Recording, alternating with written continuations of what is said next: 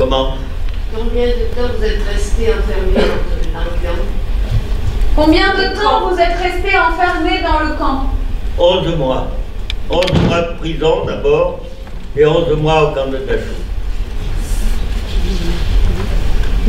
Je dis 11 mois, mais en fait on est resté 13 mois parce que après la libération, les Américains nous ont gardés encore 1 mois, jusqu'à la fin mai.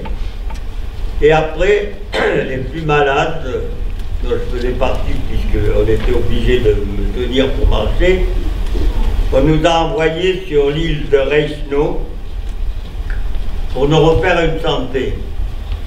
Nous étions nourris par l'armée le midi, en fonction de notre état, bien sûr, et le soir, on se débrouillait là où on habitait.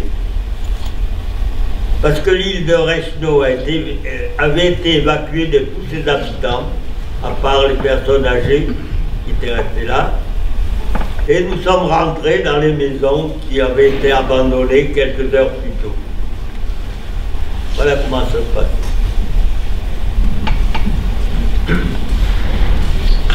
Bonsoir Monsieur Laforie, tout d'abord je tiens à vous remercier parce que c'est important que des gens comme vous puissent encore témoigner aujourd'hui.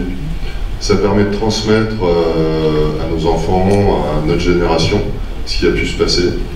J'ai eu l'occasion de visiter le Struthof et Auschwitz. Quand vous franchissez les portes, même 60-70 ans après, le silence s'impose de lui-même. Il y a des choses qui se sont passées à l'étranger, toutes ces horreurs, enfin dans d'autres pays. Mais effectivement, sur la France, c'est beaucoup moins connu.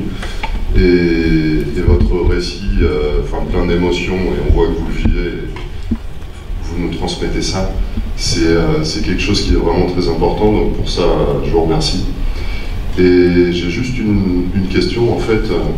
Est-ce qu'il reste encore d'autres de vos camarades, comme vous aujourd'hui, qui sont encore parmi vous?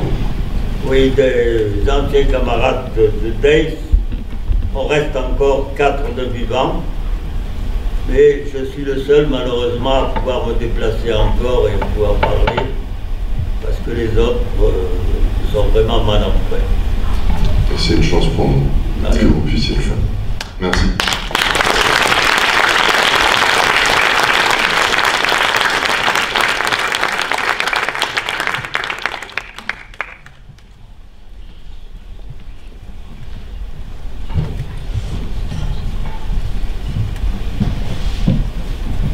Bonjour monsieur, j'avoue que je suis assez ému de votre récit.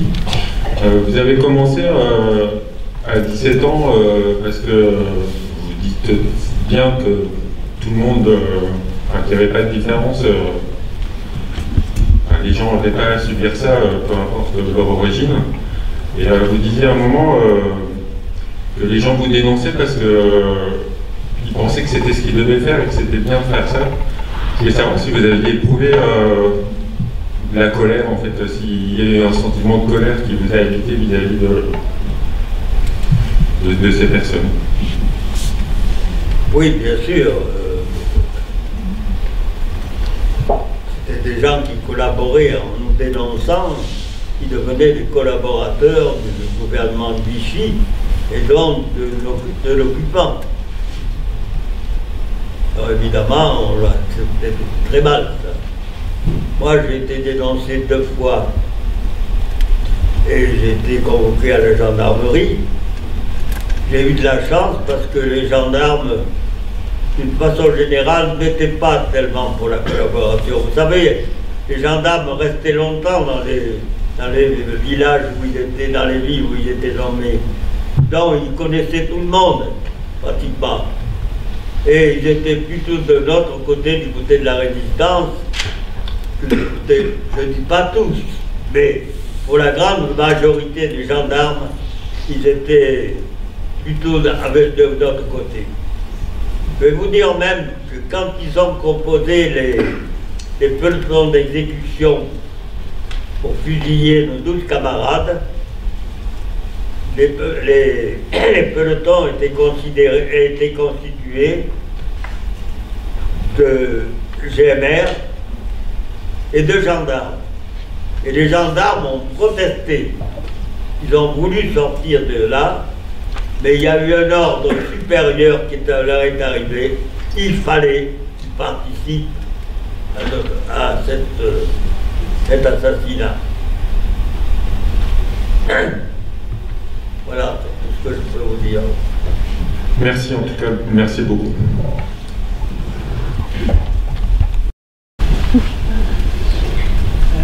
Oui, moi je voulais poser une question, c'est quand vous avez été libéré, vous avez quitté le camp, vous avez dû, j'imagine, nécessairement croiser des Allemands, des civils.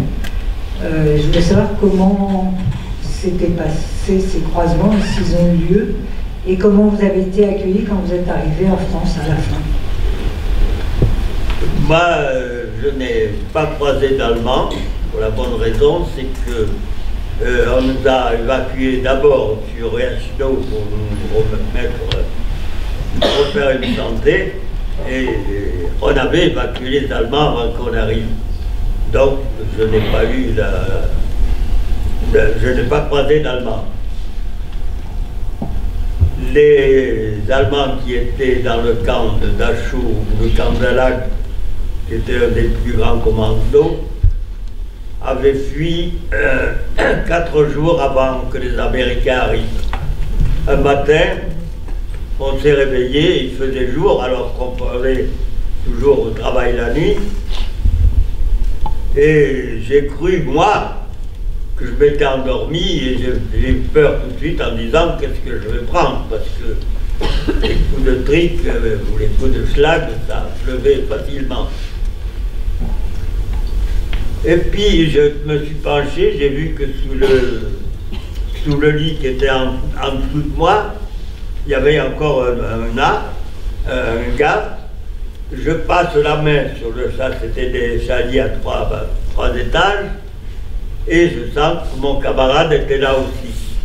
Mais je l'ai réveillé, je lui dis, écoute Pierre, il s'appelait Pierre Douane, écoute Pierre, qu'est-ce qui se passe? On n'a pas été réveillé par la sirène, rien. Et Pierre s'est levé parce qu'il faisait partie du comité clandestin international. Et il dit, surtout ne bougez pas, je vais aller voir les autres membres du comité pour savoir ce qui se passe, mais surtout ne bougez pas, car ça pourrait être une provocation, qu'ils attendent qu'on fasse une manifestation de joie, et puis à ce moment-là, tirer à la mitrailleuse sur nous. Donc il est allé voir, et il a appris que tous les SS et tous les capots avaient disparu du camp. Voilà. Par quel moyen de locomotion êtes-vous rentré sur la France? Comment tu es rentré en France? Par quel moyen de locomotion? Je suis rentré par le train, mais je suis rentré très tard parce que, je vous dis, les Américains déjà nous ont gardés jusqu'à la fin mai. Après, on est allé à Reichenau et je suis rentré chez moi que le 18 juin 1945. Donc je m'étais vraiment refait une santé. J'étais même plus gros qu'il n'aurait fallu. Pourquoi? Parce que comme on avait été longtemps sans manger pratiquement, parce que le feu qu'ils nous donnaient c'était vraiment la misère, quand on s'est mis à manger et à boire normalement, on a tout fait un peu d'œdème et j'étais gonflé comme par l'eau. Donc quand je suis rentré chez moi, évidemment j'ai retrouvé ma grand-mère qui me disait, ma tante, et il y avait un camarade qui me dit, ce soir, il y a un bal au profit des déportés. Je suis allé dans ce bal et on me refusait l'entrée parce qu'on a dit c'est pas possible, ce monsieur il n'a jamais été déporté. À la Libération, je faisais 34 kilos Mais là, je ne sais pas combien je pesais, mais en tout cas, je n'avais pas l'apparence de sortir d'un camp de concentration.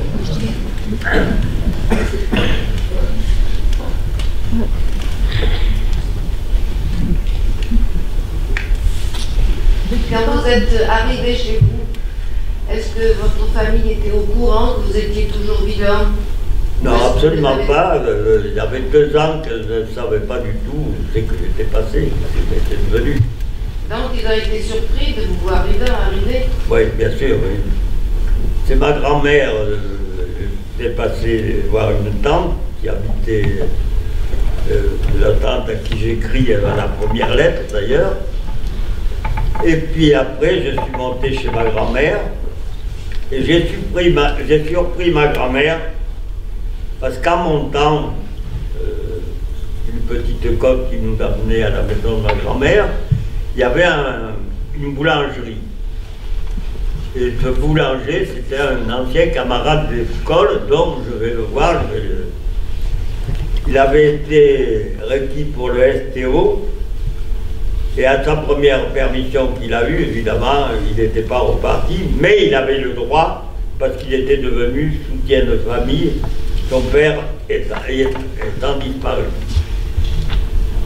Et ce camarade me donne un morceau de pain, vous savez, il faisait des pains ronds qui faisaient 6 livres, et il prend un quart de ça, il me donne ce pain. Je suis arrivé chez ma grand-mère avec ce pain, elle a regardé ce pain comme si c'était un miracle, et elle me dit, mais qui c'est qui t'a donné ce pain?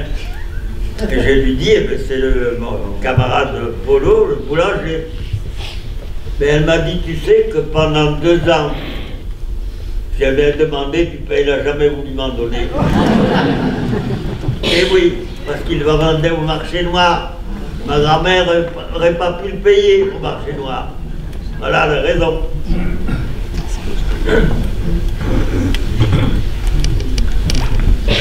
Supplémentaire, ils étaient capables de vous tuer.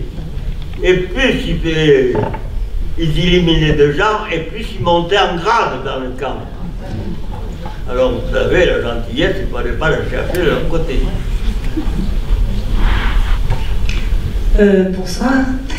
Depuis quand est-ce que vous racontez cette histoire? Est-ce que ça vous est venu tout de suite ou est-ce qu'il a fallu quelques années? Ça m'est venu tout de suite. Mais personne ne voulait nous écouter. Parce que quand on parlait des camps de concentration et des horreurs qui se passaient, on ne voulait pas nous croire. Ils savaient nous dire qu'une chose, mais nous avons été occupés pendant 5 ans. Ça voulait dire qu'ils avaient plus souffert que nous. Donc c'était impossible. Je vais vous dire une chose.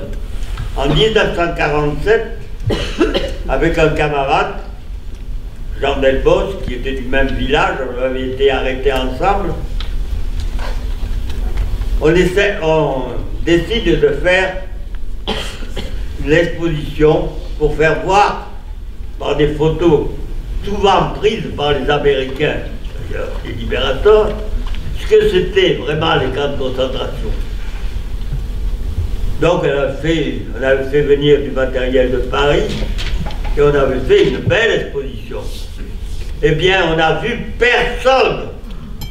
Il y avait une petite fête, c'était le lundi de Pâques, il y avait une petite fête à quelques kilomètres de Souillac, à 5 kilomètres de Souillac. Souillac, c'était le village où j'habitais. Eh bien, on n'a vu personne, à part nos familles. À partir de ce moment-là, j'ai dit, bon, ben, ils ne veulent pas savoir ce que c'était que la déportation. Je n'ai plus parlé de ça pendant toute tout mon temps professionnel. Il n'y a que quand je suis arrivé à la retraite, que je suis allé à un congrès qui s'est passé dans une mairie de Paris, je ne me rappelle plus si c'est le 13e, et j'ai retrouvé 2 camarades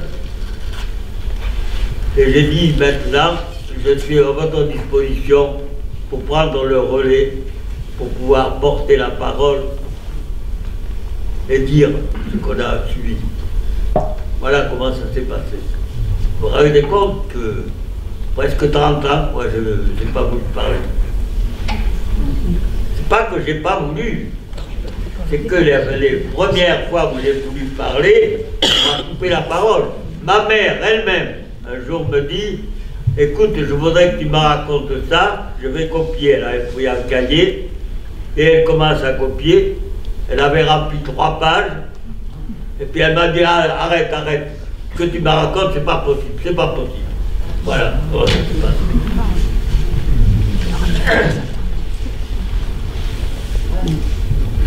Vous savez, on a vu un camarade qui s'est écroulé sur la place d'Appel. On l'a donné aux chiens.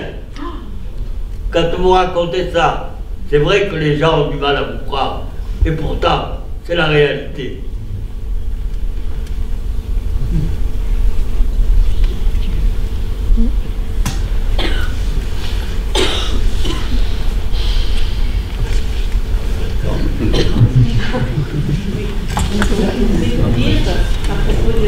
Tenez, madame, je vais vous donner une micro. À propos de cette dernière remarque, moi je voulais vous dire, je ne suis pas tout à fait contemporaine, mais quand même presque. J'étais toute petite quand c'était la guerre. Et je pense que si les gens n'ont pas pu écouter et vous entendre, il a fallu des décennies. C'est aussi qu'il y avait énormément de Français à l'époque qui soutenaient Pétain, tout simplement. Et il y a eu... bon. Mais ce n'était pas ceux-là qui voulaient nous interroger. Oui, mais je veux dire que les résistants étaient très minoritaires dans la population. Oui, mais la population... On était peut-être minoritaires, oui. Mais il y avait une population derrière nous qui nous a permis de tenir le coup. C'est vrai. C'est vrai. Sans eux, la résistance n'aurait pas pu le durer longtemps. C'est vrai, mais je pense qu'il y a eu quand même, dans ces années qui ont suivi, beaucoup de gêne. Oui. En même temps, l'impossibilité de voir tout ce qui a été si horrible, mais aussi beaucoup de gêne. Moi, c'est ce que j'ai senti dans ma famille. Oui, mais vous avez raison.